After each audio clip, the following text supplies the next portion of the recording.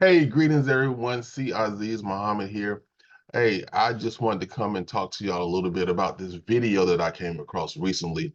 I think it was recorded like in the early 2000s, but I think it was put up on YouTube just maybe 2 or 3 years ago. But anyway, the gentleman name is Jordan Maxwell, and he's talking about pretty much about Saturn, the planet Saturn, the cult Saturnalia, and how it's pretty much still influences this code or this religion still influences things that's going on today. So this is not going to be a long video at all, but I want to play a little clip and then let's talk about it a little bit. So give me a moment to pull that up and then share.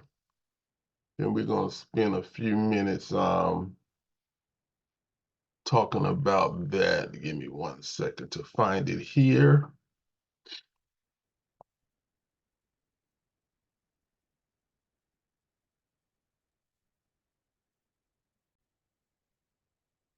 Like I said, I'm only going to play a couple minutes of this. So The things which are happening today, the people who are in power in this country, um, the great generals from around the world who are planning wars and violence and bloodshed, all of this stuff can be traced back to the planet Saturn.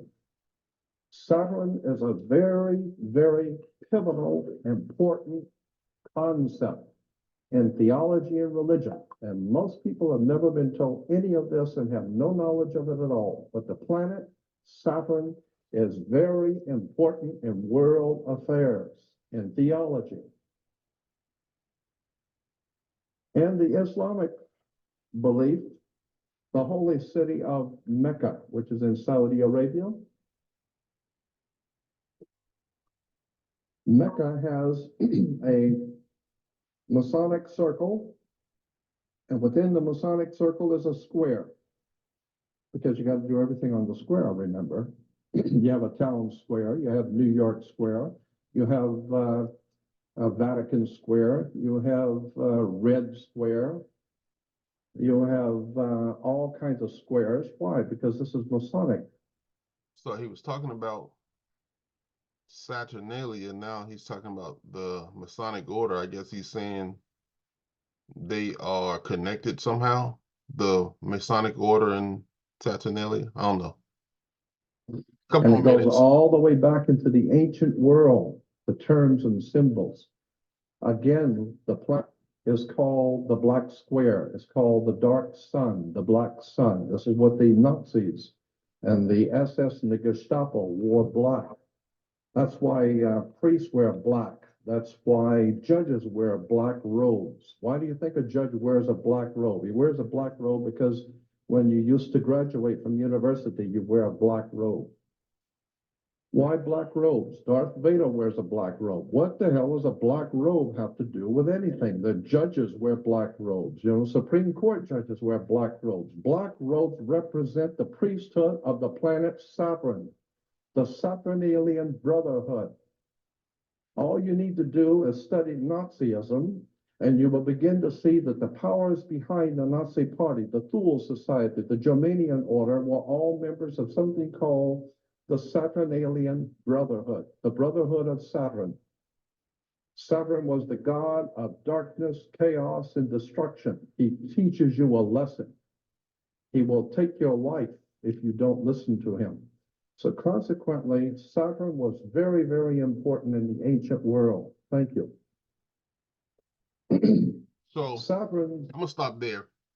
As you can see, this is Jordan Maxwell exposes the cult of Saturn, Saturnalia, and the mystery religions. And he said mystery religions, so that's plural. But anyway, I watched this the other night. I thought it was interesting. Now, I'm not saying I agree or disagree with anything he's saying. I just want to have a conversation about it. So after listening to this, I actually went and made some notes, dug up a few things, just trying to see if I agree or disagree with him. So bear with me another couple minutes, and I'm gonna share my screen again over to my notes here.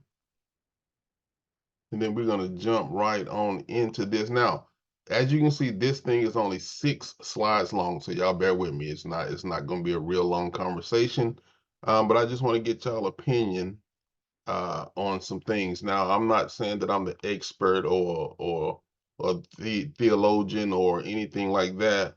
I'm just trying to do what most of you are trying to do, and that's just to find the truth, right? Um, so Saturnalia was an ancient Roman festival in honor of the god Saturn, held from December 17th to December 23rd. It was a time of feasting, role reversal, free speech, gift giving, and revelry. Many customs and traditions from Saturnalia have influenced modern holiday celebrations, especially Christmas and New Year festivals. Here are some key elements and their modern parallels. So they're trying to say, they're trying to point out the parallels between Saturnalia and Christmas and New Year. So during Saturnalia, they had feasting and merrymaking. Obviously, we have our Christmas dinners and Christmas plays and feasting and merrymaking during that time of year. Role reversals and social equality. So basically, during that time, they would have something called role reversals, where let's say if you were a slave for a day, you got to be the master, and you got to be served by the master and all this stuff. So it's just kind of some role reversals, which I think is bogus because hey, if I'm a slave and you say for one day you get to be the master, I'm still gonna be the slave, right? Because it's only so much you're gonna do, because you're gonna have to pay for whatever you do today tomorrow. So I mean, you're not gonna go too far with that. All right, you're gonna get yoked up. You remember you're the slave. But anyway, role reversal, gift giving. Um, so, just like with Christmas, they gave gifts during this time of the year. Now, as you can see in the top, it said Saturnalia was celebrated from December 17th to December 23rd. It started off as a shorter time period, but over time they expanded it to it was a week-long celebration, right? Um, so decorations, they do decorate stuff. Homes were decorated with greenery, wreaths, and other festive decorations. And it made me think about, and you can see I actually inserted Jeremiah 10, 1 through 5 there, because when they started talking about decorations, it made me think about the scripture in Jeremiah 10, um, where we talk about, I'm gonna read that scripture for you, starting with Hear ye the Lord, hear ye the word which the Lord speaketh unto you, O house of Israel. Thus saith the Lord, learn not the way of the heathen, and be not dismayed at the signs of heaven, for the heathen are dismayed at them. For the customs of the people are vain, for one cutteth the tree out of the forest, the work of the hands of the workmen with the axe. They deck it with silver and with gold. They fasten it with nails and with hammers, that it move not. So, I was always taught that this was speaking in about the Christmas tree. So, I mean, what are your thoughts? Is this a scripture in reference to the Christmas tree, or is it just people reaching and trying to make something, put something together and make something that is not? I don't know. I'm asking the question. So, also, they do the candles and they hang the lights, like we do during Christmas and our New Year celebration. They have public festivals and carnivals. One thing about these public festivals, they have something actually called, similar to what we would call Christmas caroling, where people go door to door singing. The only thing is they went door to door completely naked, butt naked, right? So you'll find that a lot of these ancient Greek and Roman cultures, a lot of their, and pagan stuff, a lot of their holidays and festivals are very sexual in nature. They have orgies and do all kind of wild stuff. You'll notice that a lot of the stuff they did back then was centered around sex. So yeah, the public festivals. Um, December the 17th through the 23rd, I already said that one. Then on the 24th start Christmas Eve. And then the 25th, obviously Christmas Day. Um, New Year's resolutions, they made New Year's resolutions as well. So Saturnalia reached its height of celebration during the Roman Empire, 27 BCE to 476 CE. And just as a side note, BCE and CE are equivalent to saying 27 BC and 476 AD. It's like saying BC and AD. It's the same. It's just with BC and AD, it has a Christian, um, it has a Christian relationship. It's talking about the Christian era, right? So when they do BCE and CE, they just want to take the Christian element out of it, but it's the same thing. Um, so 476 CE with extended festivals and elaborate customs. All right, it was located in Rome. Um, Now that's all I got about Saturnalia. So what do y'all think? Are people reaching to say it's the same, or it's a when we these pagan holidays spill over into our um current day Christian holidays? Because I mean, it may be a reach. It don't have to be a far reach, because we do know there's some elements of modern day Christmas celebrations that has nothing to do with um the reason for the season, right? Like Santa Claus, and reindeers and all this, stuff right here. So um, I don't know. Christmas trees could be what they're talking about in Jeremiah. Anyway, reading all this made me think about the Emperor Constantine. And Constantine was the emperor around 306 CE, and his reign lasted until his death, May 27th, 337 CE. I prefer AD, but CE. So from 306 AD to 337 AD, Constantine reigned.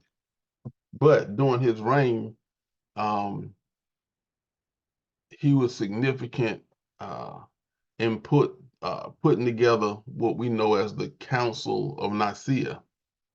So um, the Council of Nicaea basically was held in the city of Bithynia, which is in modern day Turkey, right? The Council of Nicaea was the first ecumenical council of the Christian church, meaning it was intended to represent the entire Christian community. Its primary purpose was to address various theological disputes and to achieve consensus in the church on doctrinal issues. One of the main doctrinal issues that they had to come to a consensus on was dealing with the Arian controversy. The council addressed the Arian controversy, which revolved around the teaching of Arius, a priest from Alexandria. Arius argued that Jesus Christ was created by God and therefore distinct and subordinate to God the Father. So Arius was out there preaching during this time, hey man, Jesus Christ would have been created by the God or the Son of God and not equal to God, right? So obviously, um, the council had a problem with that. So what they did during this council is they condemned Arianism and affirmed the doctrine of the Trinity, declaring that Jesus Christ is of the same substance as God the Father. This was articulated in the Nicene Creed. Also, they had to solidify when they were going to celebrate Easter. Um, they established a uniform date for the celebration. The outcome, it was decided that Easter would be celebrated on the first Sunday after the first full moon following the vernal equinox. So we know that um, if let's just look at the December 25th, and we say that's Christ birthday, which that is arguable too. I mean, nowadays a lot of people would agree with me in saying that December 25th was not the actual birth of Christ, but we celebrated on December 25th. That's why when things like that happen, um, it's easy for people like this gentleman that we just watched to say, um, well, why are we celebrating Christ's birthday on December 25th when we know that wasn't? See, if you can draw any type of doubt or prove that we're doing something wrong in one area, then it's not far-fetched to believe that there's other issues in other areas, right? If you point out one lie, then you can say, you know, other things are lies as well. So with this Easter thing, why we know if we know the birth of Christ, why don't we know the death of Christ? And why don't we just celebrate it on the day that it was? It's because we need Easter to be Sunday. It needs to be Easter Sunday. If we celebrated it on a particular day, it wouldn't be Easter Sunday every year. There wouldn't be an Easter Sunday every year.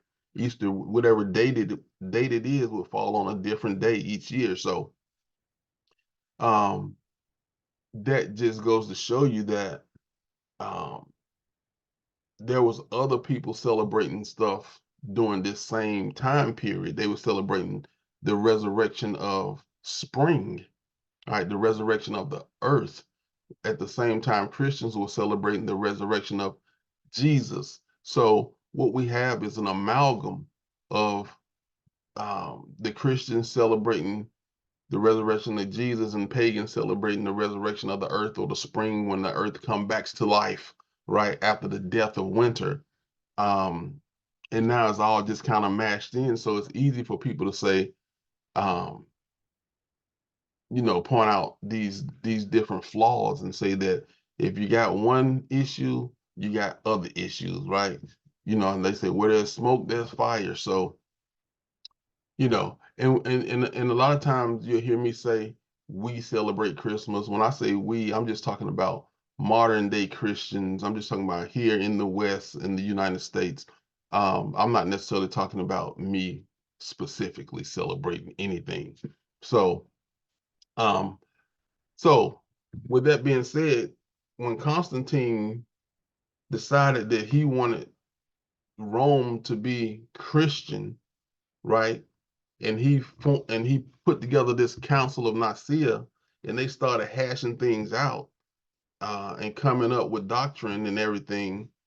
Um, they had to appease other groups of people that was already there, pagans that were doing their thing.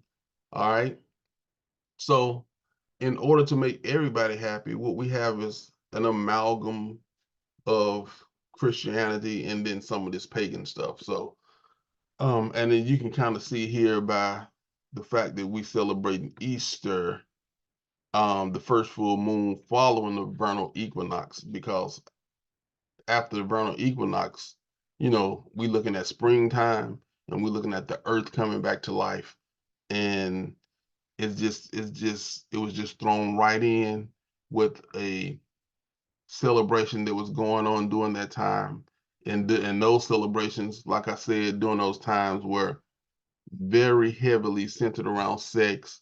So now we got these festivals and orgies and different things going on alongside the Christians celebrating the resurrection of Jesus. So um, the Council of Nicaea was crucial in shaping the early Christian church's doctrine and practices. By addressing the Arian controversy and establishing the Nicene Creed, the council helped to unify Christian belief and set a precedent for future, remove this picture, ecumenical councils to resolve doctrine disputes. It also demonstrated the increasing involvement of the Roman state in ecclesiastical matters. So there was no separation of church and state, right? The church is pretty much running the show. So Fun fact, and we're gonna wrap this up. In ancient Roman culture, each day was named after one of the 7 classical planets, which included the Sun, the Moon, Mars, Mercury, Jupiter, Venus, and Saturn. These planets were associated with gods, and their names were used to denote the days of the week. So even today, um, when we look at our calendar, the Gregorian calendar, right? The 7 days of the weeks are named after planets, and these planets represent gods, or there's a god associated with each one of these planets. So we got Sunday, obviously that's the sun. We got Monday, which is Moon Day. All right, all the way through to Saturday, which is Saturn. All right. So when you look at like Venus and Jupiter, these planets represents like Zeus and Thursday, Thor's day, right? Um, and, just do a little digging. It's easy to find. That information is easy to come across, right? So my point to all this is if if the worship of these gods has traveled forward even into our calendar, and we still do uh, things unknowingly. There's probably more things that has carried forward that has nothing to do with Christianity or um, anything that we do today, knowingly do today. We are still worshiping and practicing some of those pagan uh, traditions, religions, and gods unknowingly, right? And then that brings me to the last thing I want to talk about, and then we're gonna wrap this up. I always ask myself now that okay, that's good to know. People used to come up to me. You run into people on the streets who say they know they got the truth, like Muslims and Israelites and all these different organizations and sects, and they tell you they got the real truth and they know the truth, and even Christianity and Jehovah's Witnesses and all everything you can think of say they have the truth. But my question is, yeah, you got all this deep information, so-called deep information, but now what? Now that you know that, it's like, does that make your life any better? Is Does it make your life any better? How does knowing all these deep teachings and traditions and all this stuff improve your life? Does it improve it financially? And the only reason I say that is because I look at so many people who has the so-called truth, and and just based on their life, you would think, I don't know if I want that truth, right? Just based on the way they live and back in the day, we used to talk about the poor righteous teachers. Well,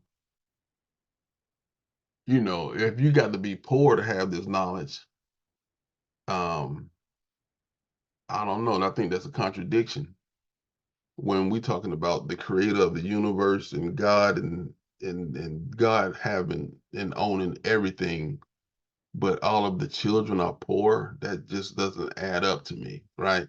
So do you have to be poor to have this wisdom? And if you do have the wisdom or the knowledge or the information, why are you poor? I know it ain't about money. It's not really. But if you had you take a poor person and they had the ability to be well off, and I ain't talking about rich, I'm just talking about to be okay. They much rather be okay than to be poor. And how can you say you have all this deep knowledge and all the understanding in the world and don't understand how to get yourself out of your current economic condition? Anyway, moving past that, because that's a sensitive subject to some people. And I'm not talking about being rich. You don't have to be rich. I'm just saying you got to be doing better than what you're doing if your information is solid, right? Okay. So now that you know, now what difference does it make that you have all this great information? It makes me think about John 8:32, when Jesus said, "And ye shall know the truth, and the truth shall make you free." So what I want to do is read from John 8, a couple verses, a handful of verses from John 8, and then we're going to wrap this up. So then Jesus said to the Jews which believed on him. So I should have highlighted believed, because that's one of the first things I want to point out. That these Jews believed on him. All right. So that's just like somebody in the church that say they believe. All right. They got the spirit. They jumping up, they shouting, they saying they believe. So then Jesus said to those Jews which believed on him, "If ye continue in my ways, then are ye my disciples indeed, and ye shall know the truth, and the truth shall make you free." And I like the fact that it said the truth shall make you free. It didn't say it shall set you free, but I like the word make you free. All right. Then answered him, "We be Abraham's seed, and were never in bondage to any man. How sayest thou, ye shall be made free?" Jesus answered them, "Verily, verily, I say unto you, whosoever committeth sin is the servant of sin. And the servant abideth not in the house forever, but the Son abideth forever or ever. If the Son therefore shall make you free, ye shall be free indeed. I know that ye are Abraham's seed." So I highlighted that because I wanted to point out the fact that Jesus is acknowledging the fact that he know that they are Abraham's seed. Because in 33, they answered him, "We be Abraham's seed, and were never in bondage to any man." So they want to figure out what Jesus mean by making us free, right? We've always been free. We don't need nothing to make us free. All right, so Jesus acknowledged in verse 37, "I know that ye are Abraham's seed, but ye seek to kill me because my word has no place in you. I speak that which I have seen with my father, and ye do that which ye have seen with your father." They answered and said unto him, "Abraham is our father." Jesus said unto them, "If ye were Abraham's children, ye would be, you would do the works of Abraham." Stop right there. Jesus acknowledged in 37 that they were Abraham's seed, but then he disputed the fact that they were Abraham's children, or that Abraham was their father. In verse 39, he said, "If ye were Abraham's children," so yeah, you the seed of Abraham, but you're not Abraham's children, or Abraham is not your father, right? Verse 40, but now ye seek to kill me, a man that has told you the truth, which I have heard of God. This did not Abraham. Ye do the deeds of your father. Then said they to him, "We be not born of fornication. We have one Father, even God." Jesus said unto them, "If God were your Father, you would love me, for I proceeded forth and came from God. Neither came I of myself, but he sent me. Why do ye not understand my speech? Even because ye cannot hear my word. Ye are of your father the devil, and the lust of your father you will do. He was a murderer from the beginning, and abode not in the truth, because there is no truth in him. When he speaketh a lie, he speaketh of his own, for he is a liar and the truth.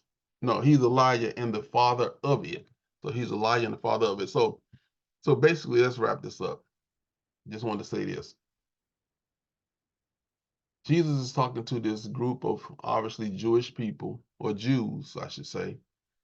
And they believed on him. And Jesus acknowledged that they are from the seed of Abraham. But he also says that you're not Abraham's children, or Abraham is not your father. Your father is the devil. So you can be of the seed of this righteous man, Abraham, But just because you're of his seed doesn't mean he's your father. Because a father um, is more of a spiritual thing, right? Meaning you're following in his ways, you're following his traditions. Just because I gave birth to a child,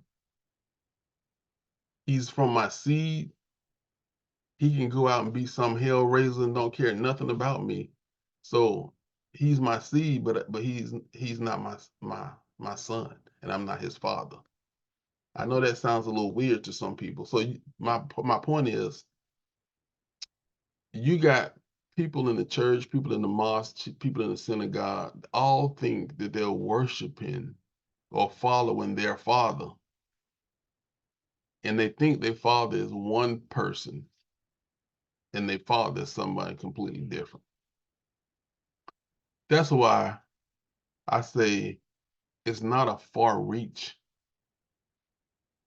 to say that some of this pagan worship has found its way into modern day religion. Whether you be Christian, Islam, or whatever, some of that stuff has found its way. And to go back and answer my question, why is it important that you know this stuff? It may not make you rich, but at least it'll make you confident enough to know that you're following the right father, right? At least you know you're not being deceived. Once you know that, then you can work on other stuff. But I think this is something we need to get right, right? Because if you're being deceived, then you're probably being deceived out of in if you're being deceived in this area of your life, you're probably being deceived in just about every area of your life, including your finances and stuff like that. So it's just information that we need to know and understand so that we can be on the right track, following the right father, and not being deceived, thinking that